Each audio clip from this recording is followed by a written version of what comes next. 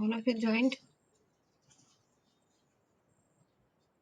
Okay, let's wait for 1-2 minutes, then we'll start the class, okay? So that rest of you join this class.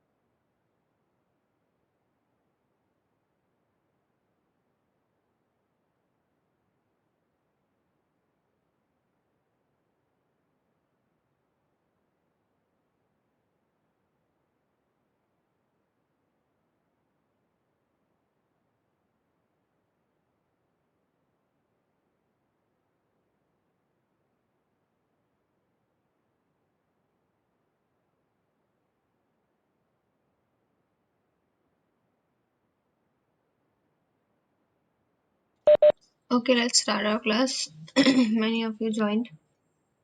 I'll share my screen, okay?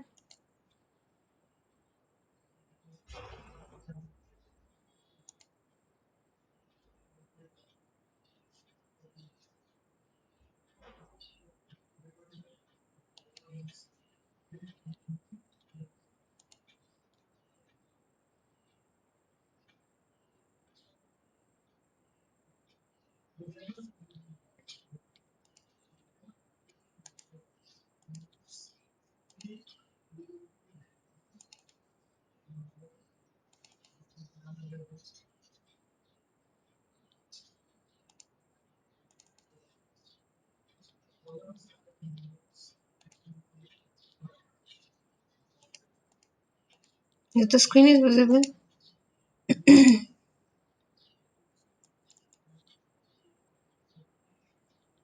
the screen is visible, Yes, ma'am.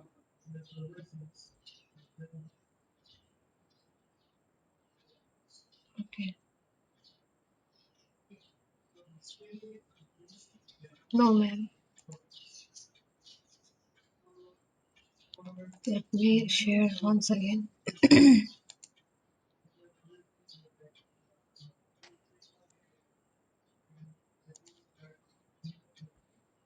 Let me share once again, okay?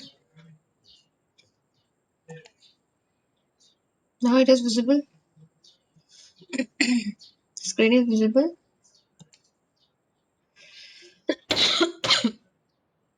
Yes, ma'am. Okay. So these are the contents, okay, for this economics, major engineering economics. You have estimation part and costing part also. I'm having some severe cough, so my voice will be little low, okay? If you don't understand, let me know. So these are the contents of engineering economics. Along with you will have estimation and costing. Okay, so these are the topics for your economics. General concepts of engineering economics, present worth calculation and examples, future worth calculation and examples, rate of return method, maintenance analysis, depreciation and associated examples, cost benefit ratio, inflation and associated examples. Now, these are the main topics we'll cover in engineering economics. Okay.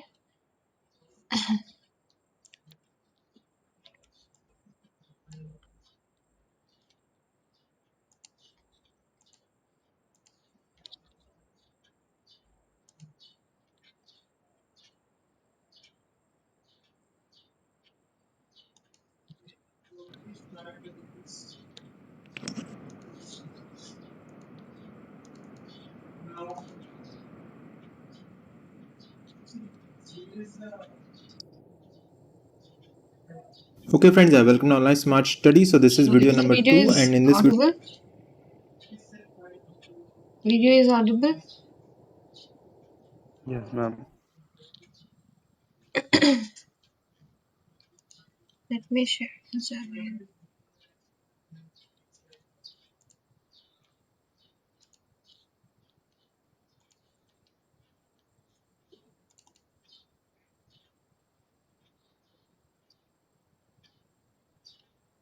Okay friends, welcome to online smart study. So this is video number 2, and in this video I'm going to talk about introduction to economics. Okay, so basically this chapter discusses the elements of economics and the interaction. Is the video is okay? Or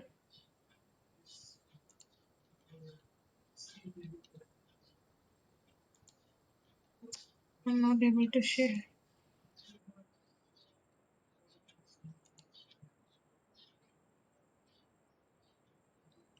Let me do one thing.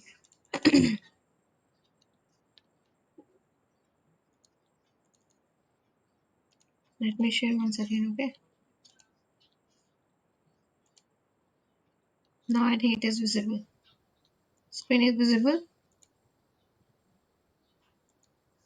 Screen is visible. Please respond. Yes, ma'am. Okay. Thank you. Study. So this is video number 2, and in this video I'm going to talk about introduction to economics. Okay, so basically this chapter discusses the elements of economics and the interaction between its various components. So this is followed by an analysis of the need and scope of engineering economics, and later elements of cost and break-even analysis are also presented. Okay friends, so let us talk about the definition of economics. So economics is the science that deals with the production and consumption of goods and services and the distribution and rendering of these for human welfare. So this is the basic definition of economics. Okay, so we have some following goals in economics. So the first goal is a high level of employment. Second should be the price stability. That means the cost and the selling price of the product. Cost price and selling price. Third is efficiency. So efficiency can be technical efficiency or the economic efficiency. So next one is the equitable distribution of income, and the last is growth. So in the case of economics, the following factors should be covered. So we have 5 economic goals: 1, 2, 3, 4 and 5, and during the economic process we need to follow all these goals. Also, some of the above goals are interdependent. That means they are not independent of each other.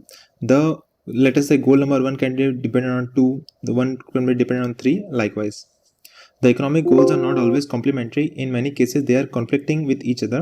That means there is a trade-off between the economic goals. For example, any move to have a significant reduction in unemployment can lead to an increase in inflation.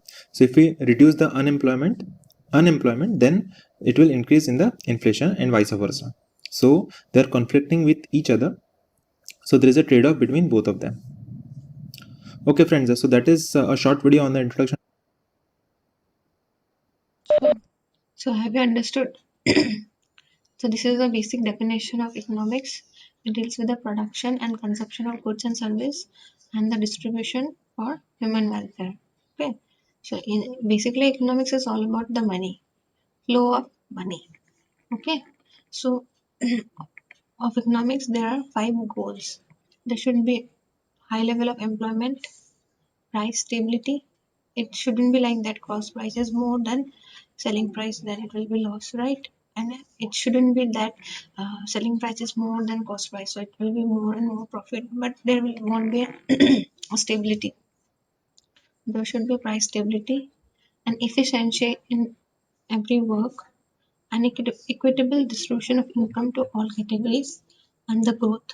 So basically these are the 5 goals, and some of the goals are interdependent. So see, this employment is maybe related to price stability, or this employment may be related to efficiency. Okay, if if you have more people, your work will be good, right? If you have less, yes, yes, yes, okay. So if you have more employment, then your efficiency will be more. If the less number of people will work, then your efficiency will be less. So that is about this. So we have seen the basic definition of economics, and we have heard the various goals of economics and how these are, some of the goals are interdependent. Okay. So they have given an example. Any move to have a significant reduction in employment will lead to an increase in inflation. Okay, if that employment is reduced, so there will be inflation, right? So all are interdependent. Let's see the next part, flow in an economy.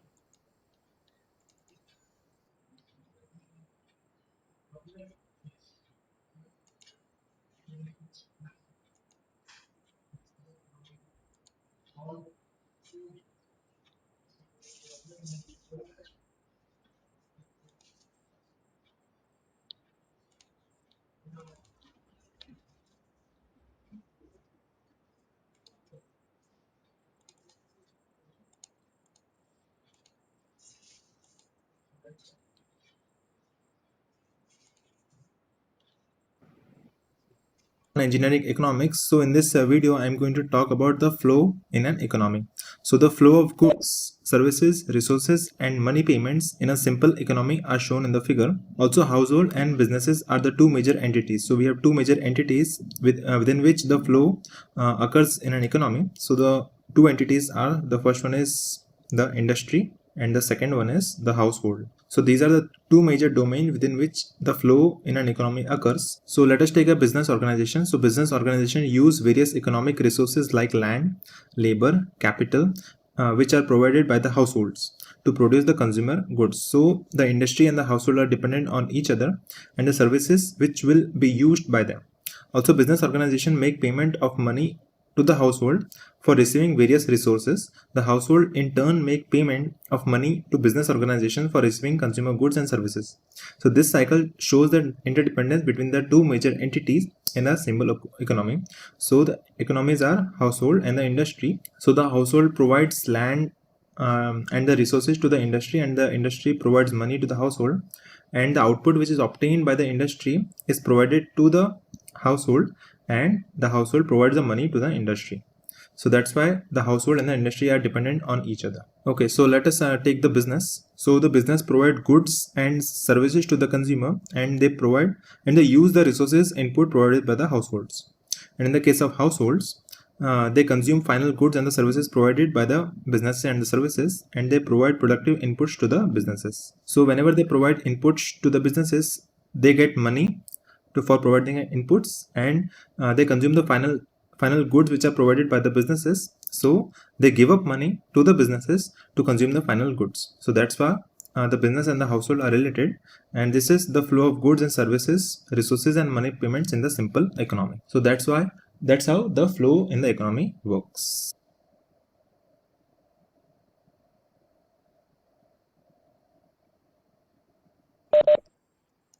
So this chart is important.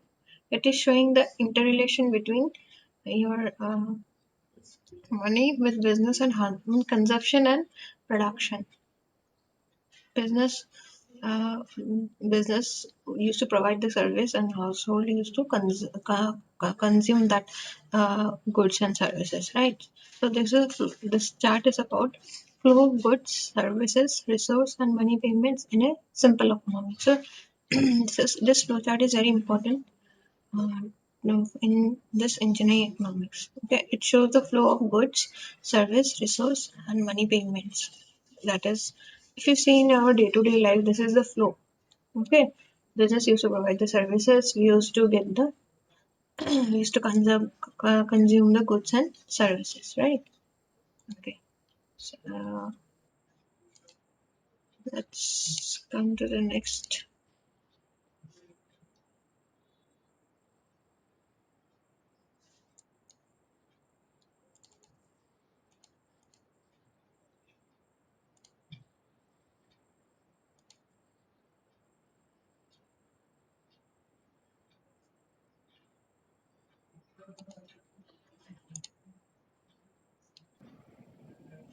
So in this video I'm going to talk about the concept of engineering economics. Okay, so science is the concept of engineering economics. Okay, So the next topic will be concept of engineering economics. Okay, we have seen the definition, goals, and flow in economy. In that we have seen a flow chart. Next we'll come to a next topic, concept of engineering. I'll share the notes, okay? So don't worry, just concentrate on the uh, topic now. The next topic will be concept of engineering economics. So science is a field of study where the basic principles of different physical systems are formulated and tested. Engineering is the application of science. Also, it established varied application systems based on the different scientific principles. So from the discussion in the previous system, it is clear that the price has a major role in deciding the demand and supply of the product. So the main parameter is the price, and that price will decide the demand and the supply of the product. Hence, from the organization's point of view, the efficient and effective functioning of the organization would certainly help it to provide goods and services at a lower cost, which in turn will enable it to fix a lower price for the goods and services. So price point is very much important for the demand and supply for various kind of goods and services which are provided by the industry into the market. The following section discusses the different types of efficiency. So basically we have two types of efficiency, which are technical and the economic efficiency, and we are going to discuss the two types of efficiency in detail in this video and their impact on the operation of businesses and the definition and scope of the engineering economics. Okay, so let us discuss the types of efficiency in detail. So efficiency of a system is generally defined as the ratio of the output to input. So efficiency is the ratio of output to input. The efficiency can be classified into technical efficiency and the economic efficiency. So let us discuss about the technical efficiency first. Okay, so the first one is the technical efficiency. So it is the ratio of the output to input of a physical system. So the physical system can be a motor, it can be a generator, it can be an IC engine, it can be a turbine, etc. The physical system can be a diesel engine. So various example of physical system are diesel machine working into a shop floor furnace, etc. So these are the examples of physical system, and the technical efficiency is defined as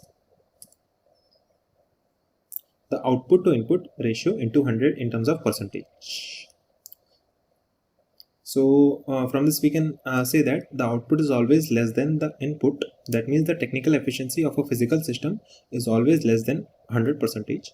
The technical efficiency of a diesel engine can be defined as follows. So this is one example of technical efficiency. So the technical efficiency in terms of percentage is defined as for the diesel engine. So heat equivalent of mechanical energy produced upon heat equivalent of the fuel used.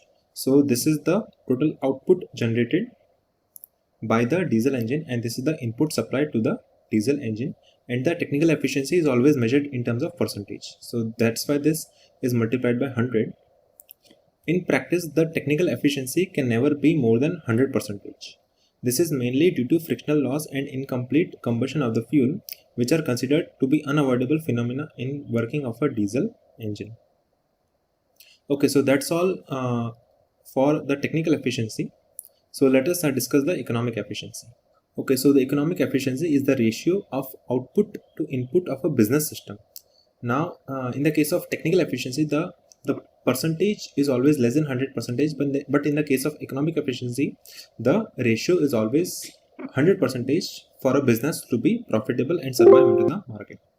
Okay, so let us discuss the efficiency formula. So this is the formula to find out the economic efficiency. So it is defined as output upon input into 100. Now what is output? So output is the net worth of the product, and the input is the cost for the product. So this can also be justified as the selling price. So the worth can be justified as the selling price of the product, and the cost can be justified as the cost price of the product. So there's the selling price and the cost price, and the selling price is always more than the cost price for the economy to be profitable for the company. So that's why the economic efficiency is more than 100 percentage. So worth is the annual revenue generated by the way of operating the business. So total sales is the net worth, and the cost is the total expenses incurred in carrying out that business. So in order for the business to be profitable, the net worth should be more than the cost involved. For the survival and growth of the business, the economic efficiency should be more than 100%. Economic efficiency is also known as the productivity. So there are several ways to find out the productivity. So these are the 5 ways. and we can, using these ways, we can improve the productivity and we can improve the economic efficiency for the company. So let us discuss all the 5 ways one by one. Okay, so the first one is increased in output for the same input. Okay, so the first is increased output for the same input. So in this kind of strategy, the output is increased while keeping the input constant. So let us assume that in the case of steel plant, the layout of the existing facilities is not proper. By slightly altering the location of the billet making section and bringing it closer to the furnace which produces hot metal, the scale formation at the top of the ladle will be considerably reduced, and the molten metal is usually carried out in ladles to the billet making section. In the long run, this will yield in terms of tons of billet produced, and in this case of exercise, there is no extra cost involved. So there is a one-time process. We just have to relocate the billet making section, and the number of billet produced by the billet making section will be drastically increased. So there is no cost involved for this process, and the output is significantly increased. So this is a case of increase in output for the same input.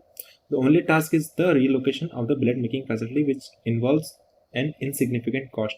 So this cost is very less, which is near to zero. That's why the output is increased for the same input. Okay, so let us discuss the second case. So decreased in input for the same output. So in this kind of strategy, the input is decreased to produce the same output. So let us take one example. So let us assume that there exists a substitute raw material to manufacture the same product, and it is available at a lower price. So that means from this strategy, we are keeping the output number and the output cost same, but the input cost is drastically reduced by using a substitute raw material. Then if we use that kind of raw material, then the cost for producing the product will be reduced, and that's why the productivity will increase. So the main key is the use of alternate substitute material to produce the same product without affecting quality. Okay, the next one is less proportionate increase in output is more than that of the input. So let us consider the example of introducing a new product into the market into existing product mix. That if we produce a new product into the market, that means the cost to produce the output for the company will increase, but that product will increase more revenue than the cost. So the economic ratio for that particular product is more than 1. That's why the proportionate increase in output, that means the delta O for this product is more than the delta I, that is the input for this product. So this is a good strategy to increase the revenue and the economic ratio for the company. Okay, the next strategy is when proportionate decrease in input is more than that of output. So this is the reverse case. So if we decrease the input, that means if we reduce the product which is non-economical for the company, that means the cost of the product is more than the output revenue for that product. That means that company has to remove that product from this product line, and that's how we can increase the economic ratio for the company. Okay, so let us consider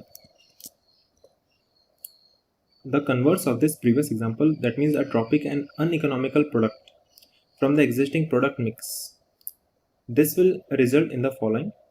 So this will result in the first one, that is a decrease in the revenue of organization, but that will decrease the material cost, and the decrease in material cost is more than the decrease in revenue. So that is a good strategy for the company to improve the economic efficiency.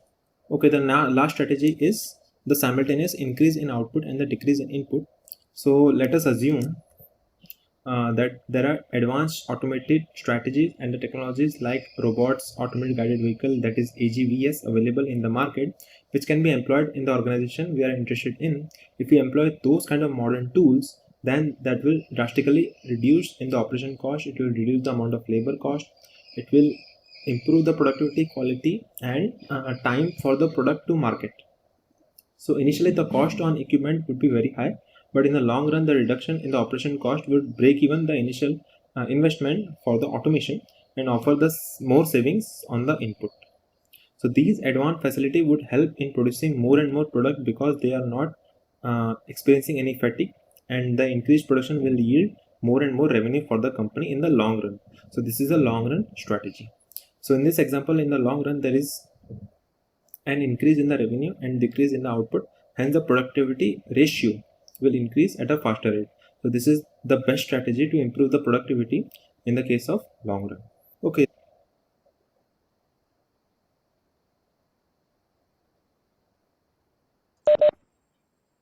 So this is about so in this section we have studied what is the basic concept of engineering economics. Okay, then so the basic concept means the money, the price. Okay, economics always deals around with money. Okay, so then we have studied type of efficiency. So there are two types of efficiency. One is technical efficiency. Okay, so it has a formula of output by input into 100, or if you want to find, suppose they have given an example of diesel engine. So in diesel engine, your technical efficiency will be heat equivalent of mechanical energy produced divided by heat equivalent of fuel used.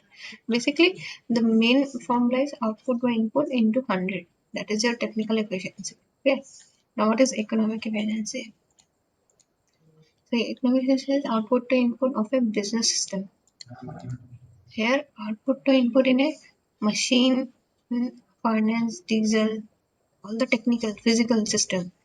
But in economic efficiency, it is in a business system. What is the selling price, cost price in that? Okay, that will come under economic efficiency. Technical efficiency will be for machines. Okay, machines or technical and other things. For economic efficiency, it will be your profit loss, and it is also cost. This economic efficiency determines our productivity. What is your productivity? Okay, so these are the different ways of improving the productivity. The 5 ways. So these are the 5 ways of increasing the productivity they have discussed.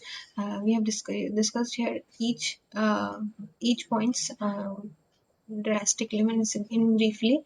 So at the last we got to know that simultaneous increase in the output with decrease in the input is the good is the see they have mentioned here the last.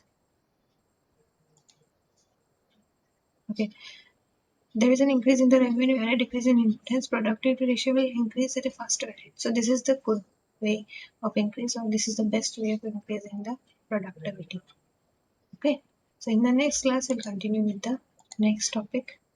For this class, this much will be sufficient. Go through these. I'll share the notes at the end of the class. Go through the notes and read. Okay. Economics is a little bit more, but no option, right? So all of you can give your attendance in the chat box. Please don't leave the meeting. Okay. First, give your attendance. Then I'll count the number of participants. Then I'll let you know, and I'll text in the group to join for the next class. Okay. Just take a 5 minutes break.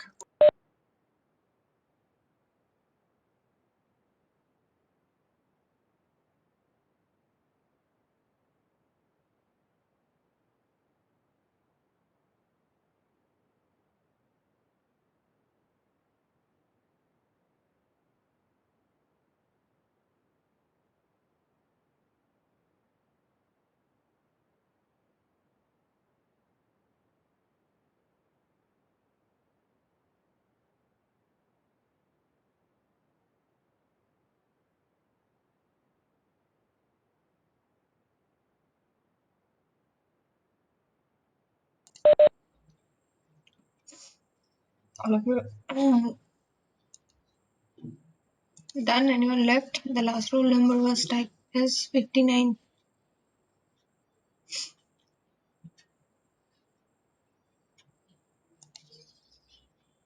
Anyone left? 93, 83, 94.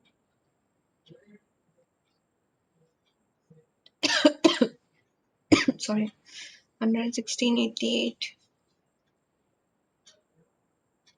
114. Anyone left? Okay. So you can leave, join after 5 minutes, and I'll also text in the group, okay, for the next class. Thank you. Ma'am, Yes. 117, ma'am. You haven't typed in the chat box. Yeah, actually, I could not write here now for now. Okay, okay, okay, okay, okay, okay. Okay, join after 5 minutes, okay, for the next class. Okay, ma'am.